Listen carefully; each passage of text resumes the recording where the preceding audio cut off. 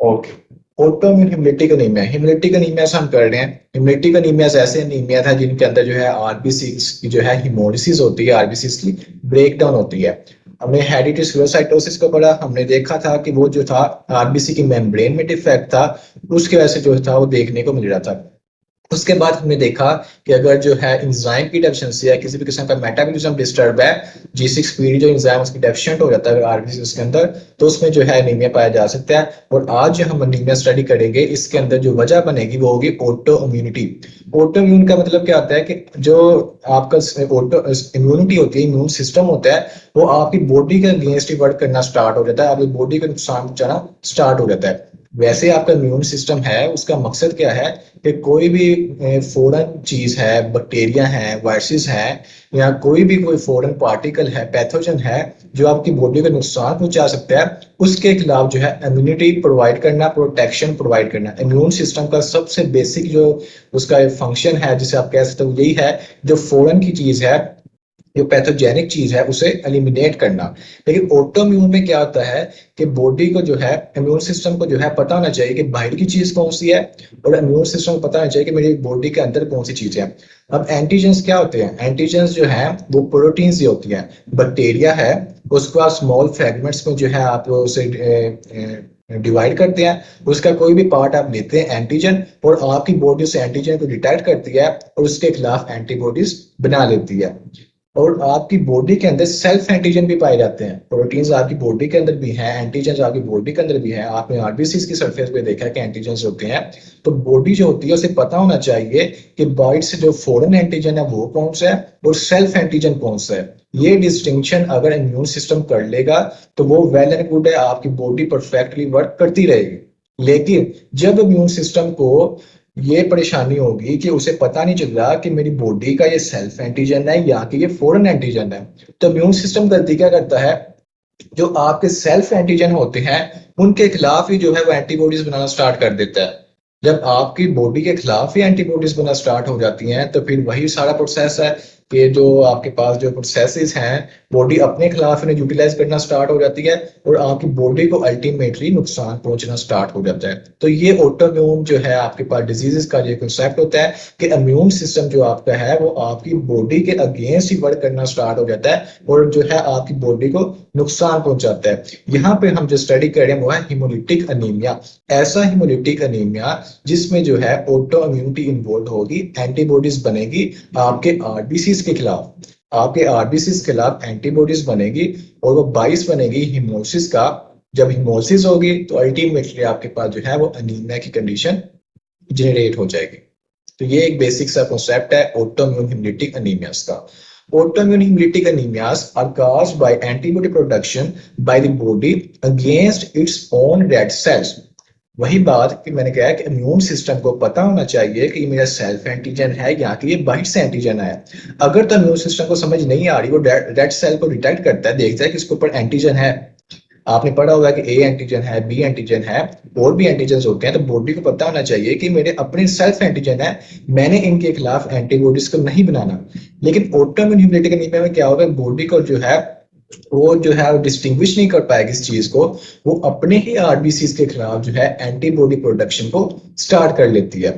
इसे आप डिटेक्ट किस तरीके से कर सकते हैं? इसे आप डिटेक्ट कर सकते हैं पॉजिटिव डायरेक्ट एंटीग्लोबुलिन टेस्ट। कि जो आपका एंटीग्लोबुलिन टेस्ट होगा, जिसे आप कोम्स टेस्ट भी कहते हैं, वो आपका पॉजिटिव आएगा। और इसकी जो है टाइप्स है ऑटोइम्यून हिमोलिटिक एनीमिया की, टू टाइप्स होती हैं। एक हमारे पास होता है वार्म हिमोलिटिक एनीमिया और दूसरा आपके पास होता है कोल्ड ऑटोइम्यून हिमोलिटिक एनीमिया। सो ऑटोइम्यून हिमोलिटिक एनीमियाज में एंटीबॉडीज बनती हैं आपके आरबीसी के खिलाफ। एक पॉइंट ये होगा। दूसरा पॉइंट ये है कि इन जो एनीमियाज में, ऑटोइम्यून एनीमियाज में जो कोम्स टेस्ट है वो आपका पॉजिटिव आता है। और थर्ड जो मैंने आपको पॉइंट बताया वो ये है कि हम इसको दो टाइप्स में डिवाइड करते हैं। First type is the warm warm autoimmune hemolytic anemia, और दूसरी टाइप आपके पास आ जाती है cold autoimmune hemolytic anemia. Coombs test का मकसद ये होता है कि ऑटो एंटीबॉडीज को डिटेक्ट किया जाए। कोम्स टेस्ट का मकसद ये है, चाहे वो डायरेक्ट हो चाहे वो इनडायरेक्ट हो, मकसद ये है कि ऑटो एंटीबॉडीज को डिटेक्ट किया जाए। तो इसमें जो है, क्योंकि ये ऑटोइम्यून हेमोलिटिक एनीमिया है, इसमें एंटीबॉडीज की प्रोडक्शन हो रही है, तो इसमें जो कूम्स टेस्ट है वो पॉजिटिव आता है। तो ये बहुत ही एक इंपॉर्टेंट पॉइंट है इस हवाले से कि कूम्स टेस्ट जो आपका है वो पॉजिटिव आएगा। नेक्स्ट आ जाते हैं, नेक्स्ट हमारे पास आ जाती है क्लासिफिकेशन। क्लासिफिकेशन इसकी इंपॉर्टेंट है, आपके इसका ऐसे क्यों आ सकता है, तो ये टेबल आप लोगों ने याद कर लेना। टेबल की इस तरीके से है कि इस साइड पे अगर आप देखते हैं तो वार्म टाइप है, और दूसरी तरफ आप देखें तो कोल्ड टाइप है। अब वार्म टाइप और कोल्ड टाइप क्यों कह रहे हैं, उसकी वजह ये है कि जो वार्म टाइप है ना, इसमें जो है आपके पास जो एंटीबॉडीज जो है क्लम्पिंग वगैरह सारा प्रोसेस हो रहा होता है वो एट 37 डिग्री सेल्सियस होता है वार्म टाइप में आपके पास। जबकि जो कोल्ड टाइप है इसमें जो एंटीबॉडीज की इन्वॉल्वमेंट होती है वो रिएक्ट करती हैं एट 4 डिग्री सेल्सियस। तो इस बेस पे जो हमारे पास जो रिएक्शन देखने को मिलता है हेमोलिटिक एनीमिया में, उसे हमने दो टाइप्स में डिवाइड किया, warm type and cold type. Warm type जो है वो acts at 37 degree Celsius, and cold type जो हमारे पास होगी वो एक्ट करेगी एट 4 डिग्री सेल्सियस। अच्छा, वार्म टाइप में आपके पास जो है कौन सी कंडीशंस आ जाती हैं, ऑटोइम्यून कंडीशंस आ जाती हैं, इसके अलावा एलो इम्यून कंडीशंस आ जाती हैं। इम्यून के रिलेटेड ही है, क्योंकि ये ऑटोइम्यून हेमोलिटिक एनीमिया है तो इसकी जो काजेस होंगी वो भी ऑटोइम्यून के रिलेटेड होंगी, तो आपको ये याद करने की मुश्किल नहीं होगी। ऑटोइम्यून में कौन सी डिजीजेस आ जाती हैं, फर्स्ट ऑफ ऑल लिखा हुआ है इडियोपैथिक। इडियोपैथिक का मतलब होता है कि आपको इसकी काज का नहीं पता, अननोन काज, अननोन ईटियोलॉजी। सेकेंडरी में क्या कह रहा है, सेकेंडरी में वो कह रहा है कि आपके पास ऑटोइम्यून में डिजीज में आ सकता है एसएलई आ सकता है, या फिर दूसरी ऑटोइम्यून डिजीज आ सकते हैं। इसी तरीके से आपके पास जो है सीएलएल आ सकता है, या फिर जो है लिम्फोमास आ सकते हैं। और यहाँ पे फिर उसने लिखा है ड्रग्स जो है, उन ड्रग्स अगर आप पर्सन ले रहा है तो उसमें भी जो है हो सकता है like methyl dopa, alpha methyl dopa जो ड्रग है वो भी जो है इसमें इन्वॉल्व होती है। ये तो होगी ऑटोइम्यून। एलोइम्यून में मैंने आपको पहले ही बताया था, ऑटो का मतलब है कि एंटीबॉडीज आपकी विद इन दी बॉडी बन रही है, एलोइम्यून का मतलब है कि बाहर से कोई फैक्टर है जो कि इस कंडीशन को जो है वो क्रॉस कर रहा है। तो बाहर से कौन सी चीजें हो सकती हैं, वो कह रहे हैं induced by the red cell antigens. बाहर से क्या आ सकता है, हेमोलिटिक ट्रांसफ्यूजन रिएक्शन होते हैं जिसमें आप जो है ब्लड ट्रांसफ्यूज करते हैं, तो अगर ब्लड के अंदर कुछ एंटीजेंस होंगे जो कि आपकी बॉडी नहीं पहचान सकेगी, तब जो है ये कंडीशन जो है हेमोलिटिक जो अनीमिया है ये काज होगा। हेमोलिटिक ट्रांसफ्यूजन रिएक्शन आप पढ़ेंगे अपनी ब्लड बैंक के अंदर। फिर आ जाए जी hemolytic disease of the newborn, HDN, इसका भी आप लोगों को आइडिया है, तो ये आपके पास एलोमिन काज आ जाती है। इसके अलावा जो है पोस्ट स्टेम सेल ग्राफ्ट्स आ जाएंगे।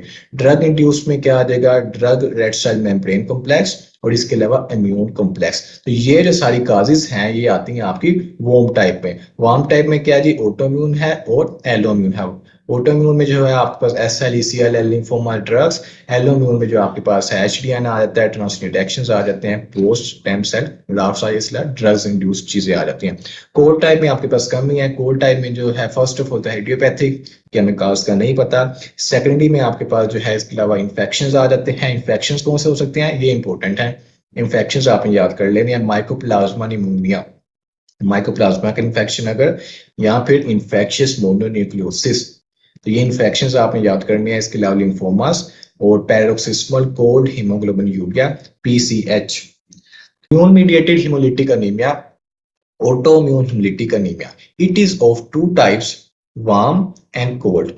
वार्म ऑटोइम्यून हेमोलिटिक अनीमिया में आपके पास क्या है, antibodies attached eight 37 degree Celsius. इसमें जो एंटीबॉडीज हैं वो अटैच होती हैं 37 डिग्री सेल्सियस पर, और जो कोल्ड है उसके अंदर जो एंटीबॉडीज हैं वो जो है अटैच होती हैं लोअर टेम्परेचर पर। आप कह सकते हैं कि लोअर टेम्परेचर के आपका 4 डिग्री सेल्सियस। तो इस बेस पे हमने टेम्परेचर की बेस पे जो हमने है हेमोलिटिक अनीमिया जो है हमारे पास ऑटोइम्यून हेमोलिटिक अनीमिया, उसे टू टाइप्स में डिवाइड किया। First is the warm and second one is the cold.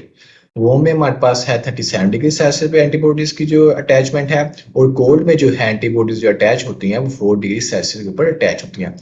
एक तो ये पॉइंट इंपॉर्टेंट है, आपने टेम्परेचर को याद रखना है। दूसरा पॉइंट इंपॉर्टेंट है कि कौन सी एंटीबॉडीज जो है वो वार्म में इन्वॉल्व होती हैं और कौन सी एंटीबॉडीज जो है वो कोल्ड में इन्वॉल्व होती हैं।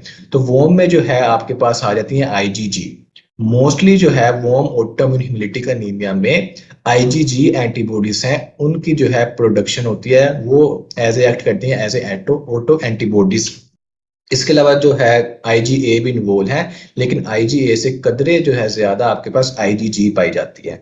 कोल्ड में अगर आप देखें तो कोल्ड में आपके पास आ जाती है आईजीएम, जो कि मोस्टली आईजीएम ही होती है, लेकिन आईजीजी भी पाई जा सकती है। तो फर्स्ट ऑफ ऑल आप याद रखें, वोम के ला से आईजीजी, पहले आप ये याद कर लें। जी से आप याद रखना है तो आप जी से क्या गर्म रख लें यार। तरीका याद रखने का, तो जी से क्या, सो सते गर्म है, तो गर्म आपके पास क्या है, वोम है। और कोल्ड में आपके पास आप वैसे याद रख लें कि आईजीएम है। एम से आप मड़ी याद रख लें, तो मड़ी जो है वो कोल्ड है, तो आईजीएम जो है वो कोल्ड में इन्वॉल्व होती है, और आईजीजी जो गर्म है वो जो है वॉर्म ऑटम ह्यूमिडिटी एनीमिया में इन्वॉल्व होती है। तो अब ये तो चीज आप लोगों को नहीं भूलनी चाहिए, मैंने आपको निमोनिक भी बता दिया इसका साथ। और बाद में जो है आप ये आईजीए को भी याद कर लें कि आईजीए भी इन्वॉल्व हो सकती है वॉर्म में, और फिर कोल्ड के लास्ट से आप याद कर लें कि आईजीजी भी जो है वो इन्वॉल्व हो सकती है। वॉर्म में आपके पास आईजीजी इन्वॉल्व होती है, कोल्ड में जो है आईजीएम इन्वॉल्व होती है। नेक्स्ट हम जो है अब डिटेल में जाते हैं कि वार्म ऑटोइम्यून हेमोलिटिक एनीमिया जो है उसमें जो क्या क्या जो है फैक्टर्स हैं, काजेस हैं, और फिर जो है हम स्टडी करते हैं कि कोल्ड ऑटोइम्यून हेमोलिटिक एनीमिया है उसमें क्या चीजें आ जाती हैं। So warm autoimmune hemolytic anaemia IgG involvement binds at the temperature 37 degree Celsius. Causes मैंने पहले आपको टेबल से सारी शो करवा दी है कौन सी काजेस हो सकती हैं, दोबारा पढ़ने की जरूरत नहीं है। प्रोसेस देख लें कि क्या हो रहा है कि ये आपका आरबीसी है और ये है आईजीजी। ये एंटीबॉडी जो है आरबीसी के साथ अटैच हो जाती है। जब ये एंटीबॉडी आरबीसी के साथ अटैच हो जाती है तो होता क्या है कि दो सिनेरियो आपके पास हो सकते हैं। एक में देख रहे हैं कि आपके पास जो है लॉस ऑफ मेम्ब्रेन हो गया और उसकी वजह से जो आपके पास है स्फीरोसाइट बन रहा है। दूसरी तरफ आप देख सकते हैं कि आपके पास जो है एंटीबॉडीज के अटैच होने से क्या हुआ कि स्प्लीन के अंदर जो था, जब ये आरबीसी गया जिसके साथ आईजीजी अटैच थी, तो स्प्लीन ने ऐसे आरबीसी को डिस्ट्रॉय कर दिया। इसके बाद लिवर में भी ये जो है डिस्ट्रक्शन हो सकती है। तो जो ऐसी डिस्ट्रक्शन जो कि स्प्लीन और लिवर में होती है उसे हम कहते हैं एक्स्ट्रा वेस्कुलर हिमोलिसिस। सो जो हमारे पास वॉर्म है ऑटोइम्यून हेमोलिटिक एनीमिया, उसमें जो हिमोलिसिस का पैटर्न है वो होता है EVH। ये आपने याद रखना है कि वॉर्म टाइप में एक्स्ट्रा वेस्कुलर हिमोलिसिस पाई जाती है। उसका जो कॉन्सेप्ट है वो मैंने बता दिया कि आईजीजी जो है अटैच हुई है आरबीसी के साथ, उसकी वजह से जो है स्फीरोसाइट भी देखने को मिलते हैं पेरिफेरल ब्लड स्मेयर में, और इसके अलावा हिमोलिसिस तो होनी ही होनी है। हिमोलिसिस जो हो रही है वो होती है एक्स्ट्रा वेस्कुलर हिमोलिसिस, स्प्लीन के अंदर ज्यादातर होती है, और इसके अलावा जो है थोड़ी अमाउंट में लिवर के अंदर भी जो है वो पाई जाती है। क्लिनिकल फीचर्स कौन से आ सकते हैं? क्लिनिकल फीचर में कहता है when associated with the idiopathic thrombocytopenic purpura a similar condition affecting platelets it is called Evans syndrome. अब ये एक इंटरेस्टिंग पॉइंट है, वो कह रहा है कि जब ऑटोइम्यून हेमोलिटिक एनीमिया जो है उसे आप जो है प्लस कर दें विद आईटीपी। अब ऑटोइम्यून हेमोलिटिक एनीमिया में क्या हो रहा है, एंटीबॉडीज बन रही है आरबीसीज के खिलाफ। आईटीपी में क्या होता है कि एंटीबॉडीज आपके जो है वो बन जाती हैं प्लेटलेट्स के खिलाफ।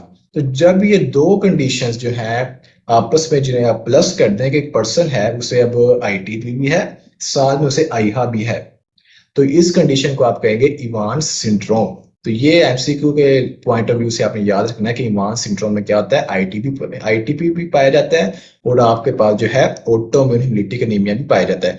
क्लिनिकल फीचर में इसके बाद जॉइंटिस आ जाएगा। हेमोलिटिक एनीमिया है तो जितने भी हेमोलिटिक एनीमिया है उनमें जो है जॉइंटिस पाया जाएगा, अनीमिया अनीमिया पाया जाएगा। स्प्लीनोमेगाली की हो रही है क्योंकि स्प्लीन के अंदर जो है वो हिमोलिसिस हो रही है, एक्स्ट्रा वेस्कुलर हिमोलिसिस की वजह से स्प्लीन का साइज जो है इंक्रीज कर जाता है। Spherocytes in the peripheral blood smear, spherocyte देखने को मिलते हैं। डायग्नोसिस अगर आप करते हैं तो एलडीएच जो है रेज्ड होगा, जो अनकंजुगेटेड बिलीरुबिन है वो रेज्ड होगी, एचबी जो है वो कम होगा। एचबी कम होगा, जाहिर सी बात है अनीमिया। एलडीएच और अनकंजुगेटेड बिलीरुबिन की ज्यादा हो रही है। मैंने आपको बताया कि जब भी हेमोलिसिस होती है तो जो बिलीरुबिन है वो इंक्रीज कर जाती है और लैक्टेट डिहाइड्रोजनेज जो आपके पास है उसका लेवल भी जो है वो इंक्रीज कर जाता है। इसके अलावा पेरिफेरल ब्लड में जो है स्फीरोसाइट्स पाए जाते हैं। Presence of autoantibodies would be present in two locations on the RBC membrane. You can go with the direct Coombs test, और अगर वो सीरम के अंदर है एंटीबॉडीज तो आप कर सकते हैं इनडायरेक्ट कूम्स टेस्ट। ये फर्दर टाइप्स हैं, अभी इनमें डिटेल में अगर ना जाए, अगर आपको इसका आइडिया नहीं है, बस इतना समझ लें कि कोम्स टेस्ट के जरिए क्या होगा, आप ऑटो एंटीबॉडीज को डिटेक्ट कर सकते हैं। तो जो आपका डायग्नोसिस है वो इस कोम्स टेस्ट है, आपका जो डायग्नोसिस है वो आपका क्लियर कट आपको समझ आ जाती है। तो यहाँ पे एक क्वेश्चन है आप लोगों के लिए, स्फीरोसाइट्स हमें हेरिडिटरी स्फीरोसाइटोसिस में भी देखने को मिल रहे थे। स्फीरोसाइट्स हमारे पास जो है ऑटोइम्यून हेमोलिटिक एनीमिया भी हमने पढ़ा है, उसके अंदर भी देखने को मिल रहे हैं। सो किस तरीके से आप जो है दोनों टेस्ट जो आपके पास डिजीजेस हैं, आप किस तरीके से डिफ्रेंशिएट कर सकते हैं, कौन से टेस्ट को अगर आप करते हैं तो आप उसकी बेसिस पे कह सकते हैं कि ये हेरिडिटरी स्फीरोसाइटोसिस है या फिर ये ऑटोइम्यून हेमोलिटिक एनीमिया है। So we are done with the warm type. अब हम देख लेते हैं जी कोल्ड टाइप को। कोल्ड टाइप में क्या है, अच्छा कोल्ड टाइप में जो है आगे फर्दर डिवीजन है। फर्स्ट ऑफ ऑल तो हमने डिवीजन इस तरीके से की कि ऑटोइम्यून हेमोलिटिक एनीमिया, ठीक है। उसके बाद हमने दो ब्रांचेस बनाई, एक तरफ हमने लिख लिया वार्म और दूसरी तरफ हमने लिख लिया कोल्ड। अब कोल्ड की आगे फर्दर दो हैं जो टाइप्स हैं, टू वेरिएंट्स हैं। एक का नाम है कोल्ड एग्लूटिनिन डिजीज और दूसरी का टाइप का नाम है कोल्ड हिमोलाइसिन डिजीज, या फिर जो है कोल्ड हिमोलाइसिन डिजीज का एक दूसरा नाम है पीसीएच, जो आपके पास है पैरोक्सिस्मल, जो आपके पास है कोल्ड हीमोग्लोबिन यूरिया। अच्छा पीसीएच को जो है आपने जो है उसे कंफ्यूज नहीं करना पीएनएच के साथ। पीएनएच इज अ डिफरेंट थिंग। पीएनएच आपके पास होता है पैरोक्सिस्मल नॉकटर्नल हीमोग्लोबिन यूरिया, यहाँ पे मैं बात कर रहा हूँ पीसीएच की। पीसीएच आपके पास क्या है, पीसीएच आपके पास है paroxysmal cold hemoglobinuria. So cold आईहा जो आपके पास है, इससे आप फर्दर टू इसकी आप जो है डिस्टिंक्शंस कर सकते हैं। आपके पास टाइप्स आ जाती हैं, एक आ जाती है कोल्ड एग्लूटिनिन डिजीज और दूसरी आपके पास आ जाती है पीसीएच। दोनों में होता क्या है, antibodies attach at lower temperature less than 37 degree Celsius. ये तो क्लियर हो गया उसके नाम से। इट हैज टू वेरिएंट्स, वो भी मैंने आपको बता दिया। सो फर्स्ट ऑफ ऑल हम देखते हैं फर्स्ट वेरिएंट को, कोल्ड एग्लूटिनिन डिजीज को। कोल्ड एग्लूटिनिन डिजीज में जो है एंटीबॉडीज कौन सी इन्वॉल्व है, आईजीएम। कोल्ड आई है तो आपके पास जो एंटीबॉडीज है वो आईजीएम आएंगी। अच्छा आईजीएम जो एंटीबॉडीज हैं वो किसके खिलाफ बनते हैं, ये आपने याद कर लेना है कि कोल्ड एग्लूटिनिन डिजीज में आईजीएम जो एंटीबॉडीज हैं वो बनते हैं आरबीसी के ऊपर जो एंटीजन है आई एंटीजन, आई एंटीजन के खिलाफ बनते हैं। अभी हम जो पीसीएच देखेंगे उसमें जो है कोई और एंटीजन आएगा। अभी जो है हम देख रहे हैं कोल्ड एग्लूटिनिन डिजीज को, इसके अंदर जो है आई एंटीजन ऑफ आरबीसी के खिलाफ आईजीएम एंटीबॉडीज बन जाती हैं। होता क्या है, binds to RBC at the cold temperature. जैसे ही टेम्परेचर थोड़ा सा कोल्ड हुआ है, लाइक कोल्ड टेम्परेचर कहाँ पे पाया जाएगा, जहां पे जो ब्लड की सप्लाई है थोड़ी कम होगी। ब्लड की सप्लाई कहाँ पे कम हो सकती है, लाइक आपके जो है डिस्टल पार्ट्स हैं, आपके हैंड्स हैं, आपके जो फीट हैं, वहां पे जो है थोड़ी सर्कुलेशन थोड़ी सी कम होगी, आपकी जो फिंगर्स हैं, क्योंकि वहां तक पहुंचते पहुंचते जो ब्लड है उसका जो प्रेशर है थोड़ा सा कम हो जाएगा, तो वहां पे ब्लड थोड़ा सा कम पहुंचेगा, तो वहां पे जो टेम्परेचर है वो थोड़ा सा कम होगा। उस टेम्परेचर पे, कोल्ड टेम्परेचर पे क्या होगा कि जो है एंटीबॉडीज जो है आरबीसी के साथ जो है वो बाइंड हो जाती हैं। जब एंटीबॉडीज जो है आरबीसी के साथ बाइंड हो जाती हैं, होता क्या है, क्लम्पिंग है, एग्लूटिनेशन ऑफ आरबीसी आपके पास देखने को मिलती है। एक्रोसाइनोसिस का आपसे नाम देते हैं। एक्रोसाइनोसिस आपके पास यही है कि आपके पास जो है वो ब्लूइश जो है आपकी स्किन हो गई है। ब्लू स्किन की हो गई हाइपोक्सिया की वजह से, क्योंकि आपके पास जो आरबीसीज जो है अब अपना फंक्शन इस तरीके से परफॉर्म नहीं कर रहे, तो वो आपके पास एक हाइपोक्सिक कंडीशन हो जाती है। सो आईजीएम जो है वो आई एंटीजन ऑफ आरबीसी के खिलाफ बनती है, आरबीसी के साथ अटैच होती है कोल्ड टेम्परेचर पर, और जो है वो अग्लूटिनेशन काज कर देती है, एक्रोसाइनोसिस की कंडीशन हो जाती है। IgM complement proteins C3 पे attachment destruction on the hepatic circulation EVH। अच्छा अब जो है इसमें कंप्लीमेंट सिस्टम जो है आपने पैथोलॉजी में पढ़ा था, कंप्लीमेंट सिस्टम में जो आपने डिफरेंट प्रोटीन्स पढ़ी थी, C3b है, C5 है, और भी कंप्लीमेंट प्रोटीन्स हैं, उनका अब यहाँ पे जिक्र होगा। तो थोड़ा सा उसे अपने माइंड को फ्रेश करेंगे, कंप्लीमेंट जो सिस्टम था उसमें किस तरीके से था। कुछ जो कंप्लीमेंट जो प्रोटीन्स थी वो ऑप्सोनाइजेशन कर रही थी, कुछ प्रोटीन्स थी आपके पास जो कि मैक बना रही थी। मैक जो आपके पास है सेल को डिस्ट्रॉय कर देता है। सो उसे जरा जहन में रखें। आईजीएम जो है वो कंप्लीमेंट प्रोटीन्स के साथ जो है उसे जुड़ जाती है। कंप्लीमेंट कौन सी आ जाएगी, यहाँ पे C3 भी आ जाएगी। जब वो जो है आरबीसी के साथ अटैच हो जाता है कंप्लीमेंट, तो जब वो पहुंचता है आपके हिपैटिक सर्कुलेशन में या स्प्लीन में, तो वहां पर जाके जो है उसकी जो है डिस्ट्रक्शन हो जाती है, यानी कि हिमोसिस हो जाती है। सो जो आपके पास कोल्ड अग्लूटिनेट डिजीज है उसके अंदर भी जो है एक्स्ट्रा वेस्कुलर हिमोसिस का पैटर्न पाया जाता है, वोम में भी पाया जाता है। और दूसरा मैं कह रहा हूँ कोल्ड एग्लूटिनिन, मैं कोल्ड ऑटोम्यून नहीं कह रहा, मैं कह रहा हूँ कोल्ड अग्लूटिनिन। कोल्ड अग्लूटिनिन डिजीज में जो है आपके पास एक्स्ट्रा वेस्कुलर हिमोसिस का पैटर्न पाया जाता है। क्लिनिकल फीचर्स अगेन जॉइंटिस है, अनीमिया है, एक्रोसाइनोसिस है, एक्सपोजर टू लो टेम्परेचर है, हिपैटोमेगाली है, आपकी जो लीवर है उसका साइज इंक्रीज हो जाता है। काजेस मैंने आपके साथ पहले टेबल में डिस्कस कर लिए। डायग्नोसिस किस तरीके से आप कर सकते हैं इसका कोल्ड का, इसमें जो है आप कोल्ड स्लाइड टेस्ट एक होता है, उसे आप जो है आप कर सकते हैं। एक एक नॉर्मल टेम्परेचर वाली स्लाइड आप लेते हैं और एक आपके पास होती है चिल्ड स्लाइड। जो नॉर्मल टेम्परेचर की स्लाइड होगी उसके ऊपर अगर आप जो है आरबीसी जो है डालते हैं, ब्लड डालेंगे, उसके अंदर जो है आपको ग्लूटिनेशन देखने को नहीं मिलेगी। लेकिन जो चिल्ड स्लाइड होगी, जो ठंडी स्लाइड होगी जिसका टेम्परेचर कम होगा, कोल्ड होगी, उसके ऊपर जो है आपको अग्लूटिनेशन देखने को मिलेगी। वजह क्या है, आपके पास जो है कोल्ड ऑटम हिमोलिटिक एनीमिया है। सो कोल्ड हिमोलिटिक एनीमिया में जो है एंटीबॉडीज होती हैं वो आईजीएम होती हैं, वो किस टेम्परेचर पे जाके जो है वो बाइंडिंग करती हैं, लोअर टेम्परेचर पे। सो चिल्ड स्लाइड जो आपके पास होगी उसके ऊपर आपको अग्लूटिनेशन देखने को मिलेगी। सो ये एक टेस्ट होता है जो आप इसके हवाले से कर सकते हैं। यहाँ पर भी उन्होंने यही शो किया और डेड सेल के अग्लूटिनेशन को शो किया हुआ कि किस तरीके से जो है क्लम्पिंग बनी हुई है। अच्छा, अब तक जो है हम वॉर्म जो है आपके पास ओटम हिमोलिटिक एनीमिया उसे कवर कर चुके हैं। उसके बाद हमने देखा है कोल्ड जो है आपके पास ओटम हिमोलिटिक एनीमिया, उसकी मैंने बताया टू टाइप्स होती है। डायग्राम से मैं आपको दिखाता हूँ, शायद मजीद क्लियर हो जाए आपको। ये देखें, हमने स्टार्ट किया ऑटोम्यून हिमोलिटिक एनीमिया। मैंने कहा इसके लिए टू टाइप्स हैं, हमने टेबल में देखा, एक तरफ हमने लिया वॉर्म टाइप और दूसरी तरफ हमने लिख लिया cold type. Cold autoimmune hemolytic anaemia जो है फर्दर मैंने आपको बताया वो टू टाइप्स इसकी होती हैं। एक आपके पास होता है अग्लूटिनिन, कोल्ड अग्लूटिनिन डिजीज, और दूसरी आपके पास होती है कोल्ड हिमोलाइसिन डिजीज, या उसे आप जो है अपनी बुक में देखें तो उसमें उसमें लिखा हुआ है PCH, paroxysmal cold hemoglobinuria. So हमने अभी तक जो है वॉर्म कर लिया, उसके बाद जो हमने देखा कोल्ड अग्लूटिनिन डिजीज को। अब हम देख लेते हैं जो है आपके पास पीसीएच है, पैरोक्सिस्मल कोल्ड हीमोग्लोबिन यूरिया है, उसे स्टडी कर लेते हैं। ओके, कोल्ड हिमोलाइसिन टाइप हम देखते हैं। कोल्ड हिमोलाइसिन टाइप में जो है formation of antibodies against the P antigen of the RBC, इसमें जो है एंटीबॉडीज बनती हैं पी एंटीजन के खिलाफ, ठीक है। इसमें अब क्या होता है, binds at lower temperature 4 degree Celsius पे जो है इसकी बाइंडिंग हो जाती है। कंप्लीमेंट एक्टिवेशन है 37 डिग्री सेल्सियस। कंप्लीमेंट जो सिस्टम है ना वो 37 के जाके जो है एक्टिवेट होता है, मैग फॉर्मेशन हो जाती है। तो मैग फॉर्मेशन का मतलब ये है कि जो सेल है उसे टारगेट कर दिया जाता है कि इस सेल ने अब जो है डिस्ट्रॉय हो जाना है। मैग फॉर्मेशन का मतलब ये है। आउटस्टाइजेशन का मैंने आपको प्रोसेस एक अलहदा बताया, वो एक अलहदा प्रोसेस है।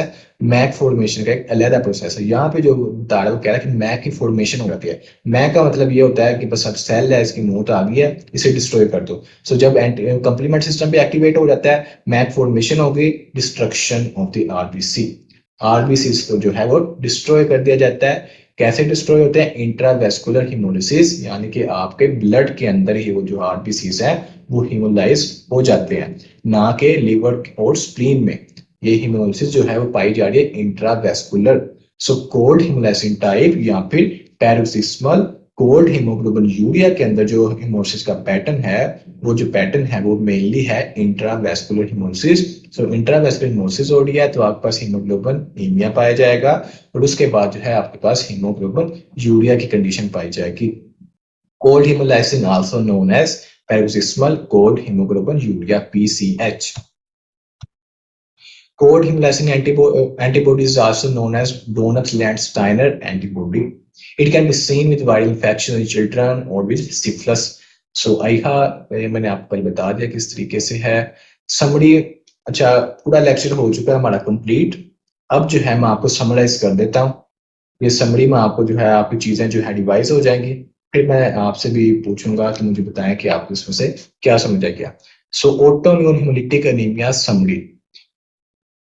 Warm autoimmune hemolytic anemia. Antibodies involved mainly are IgG, predominantly IgG, and then IgA. Associated with idiopathic drugs, autoimmune diseases like SLE, CLL, lymphomas, rheumatoid arthritis.